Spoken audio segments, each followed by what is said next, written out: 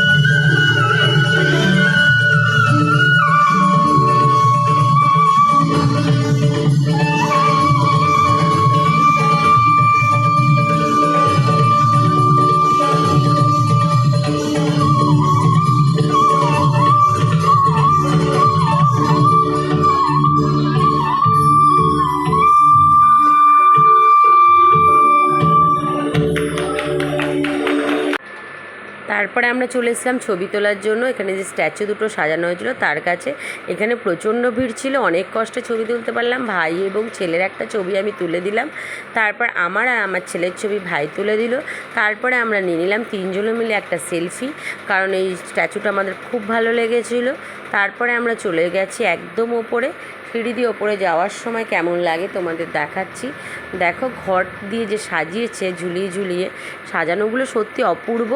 এই diamond plaza মলে কিন্তু প্রত্যেকটা অনুষ্ঠানের সময় সাজানো হয় সেই অনুষ্ঠানের থিমের ওপর ডিপেন্ড করে, তাই তোমরা যে কোনো অনুষ্ঠানে এখানে চলে আসতে পারো। আমরা একদম উপরে চলে এসেছিলাম, এখানে এসে দেখলাম প্রচণ্ড ভিড়। আর কিছু করার নেই, ভিড়ের মধ্যে ভালো লাগছিলো। কোথাও ঘুরতে গেলে ভিড় লাগবে। একটা জিনিস খুব ভালো লাগলো এই ট্রেনটায়, ট্রেনে দেখলাম ছোটো ছোটো বেবিদের নিয়ে সুন্দর করে তার মারা বা দাদা দিদিরা সুন্দর করে চড়াচ্ছে। আমি আগেও বহুবার যখন ইচ্ছা চলে আসে ডিপিতে অর্থাৎ ডায়মন্ড প্লাজাতে, কিন্তু এই ট্রেনটা আমার চোখে পড়েনি হয়তো, বা সেই দিন হয়তো বন্ধ ছিল বা নতুন লঞ্চ করেছে হবে। তোমাদের একটু দেখিয়ে নিই ওপর থেকে নিচটা কেমন লাগছে। আমরা যে একদম উঁচুতে আছি বুঝতে পারছো নিশ্চয়ই। আর সবাই দেখো চলন্ত সিঁড়ি করে উপরের দিকে উঠে চলেছে। বলো কি অত্যাধুনিক আবিষ্কার। অনেক ছোটোবেলায় যখন আমি আমার পিসির বাড়ি যেতাম, তখন টালিগঞ্জে যখন নামতাম আমাদের মেট্রো থেকে, তখন এই চলন্ত সিঁড়িতে উঠতে আমি খুব এক্সাইটেড থাকতাম।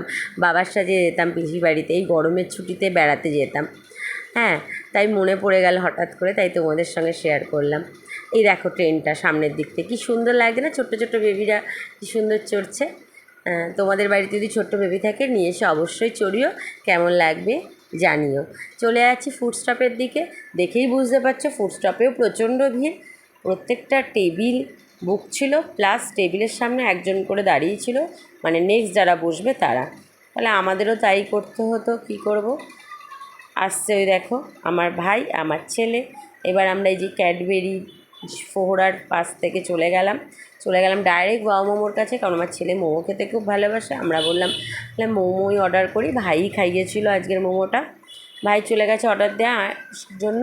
আমরা একটা টেবিল পেয়েছিলাম যেখানে 3টে চেয়ার ছিল, তাই সেখানে দাঁড়িয়েছিলাম। একটু অড লাগছিলো, কিন্তু কিছু করার নেই। তারাও বুঝেছিল যে আজকে প্রচণ্ড ভিড়, আজকে এইভাবেই দাঁড়াতে হবে। অনেকক্ষণ দাঁড়ানোর পরে তারপরে দেখো ভাই যে কী বলবো টাকা দিয়ে পেমেন্ট করে বিলটা কাটছে, সেখানেও প্রচণ্ড ভিড়। তারপর অনেক কষ্টে চেয়ার পেয়ে একটা সেলফি তুলে নিলাম তাড়াতাড়ি। তারপর অপেক্ষা করছি খাবারের জন্য। খাবার আসার পর খাবার খেয়ে নিলাম। খাবার খেয়ে নিয়ে আমরা বাড়ির দিকে গেলাম। তোমাদের কেমন লাগলো জানিও।